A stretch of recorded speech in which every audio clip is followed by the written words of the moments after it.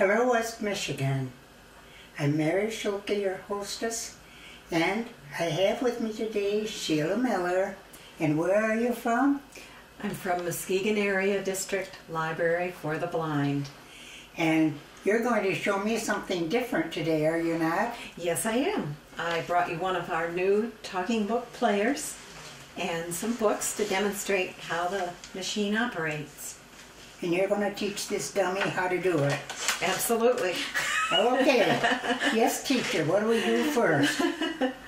Well, I got your application for service, and I know we've talked about it before in your other programs, that if a person is interested in the service, the first step is to get an application and then have it signed by the doctor.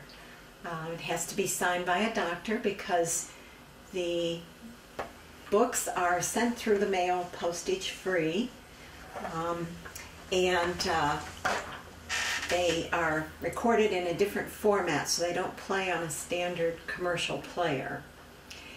So I sent you an application, of course, and you got it signed by your doctor. And there are different ways that a person can qualify for the service.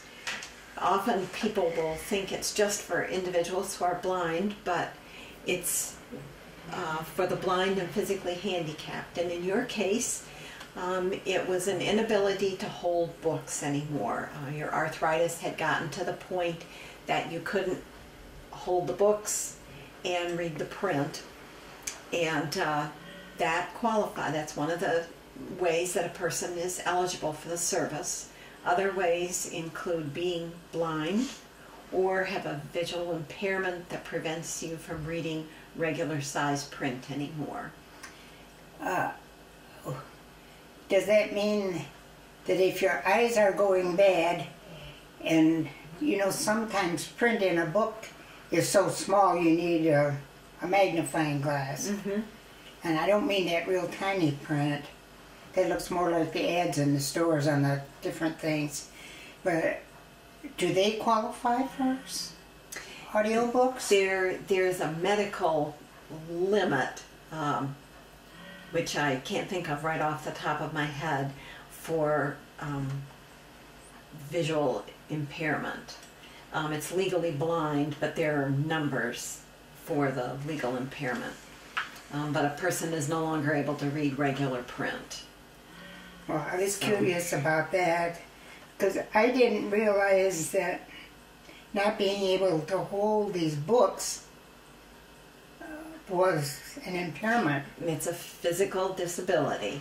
Other ways besides having severe arthritis that prevents you from holding a book would be multiple sclerosis or cerebral palsy, other kinds of things that make it difficult to hold a book. Okay.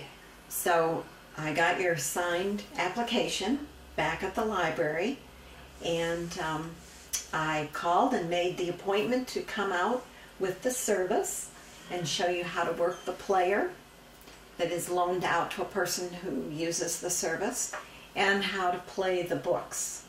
And even though I call them books, they're recorded, they're audio books. So that's what I'm going to do with you today, is show you some of the features of your player, how to work it, and how to open your box, put your book in the player, and after you're done listening to the book, put it back in the box and get it ready for mailing. Okay. This is primarily a mail service.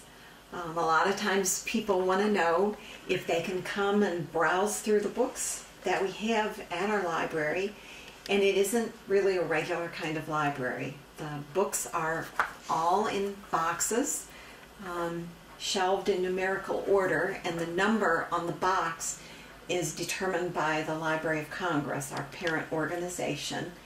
When they get copyright permission from the publisher to record the book, they assign a number to it. Well, I was curious because you told me that there were so many different books. How do they know which books to record? Well, because it's a public library service, they record all the bestsellers. They check the bestseller lists. The popular authors that are on those lists, they will go back. If the person has become famous after they've written a half a dozen books or so, the Library of Congress will go back and record their earlier books and also make them available. So they use best-selling fiction and nonfiction, the kinds of books you would get in the public library: mysteries, westerns, romance, biographies, history. History? Yes, American history, foreign history, yeah. Now that sounds interesting. It's not that I'm a history buff, but if I find something about like in the 17 and 1800s in our country, that fascinates me because that's about the time my ancestors came over here. So it means something to me that way. Well, when a person fills out the application, the last page has that area that a person can mark the boxes of the various what their reading interests are. And that includes different kinds of history, sports, health. No sports. I'm not sports-minded. And also on the application, again, because it's a mail service and you aren't coming in and browsing through books, there are also some other boxes to check on the application. They include, do you want to exclude books that have sex or strong language or violence? And so you check the boxes, yes, no, yes, no, yes, no. And that way, as we select books for you, we can try to tailor our choices to your interests.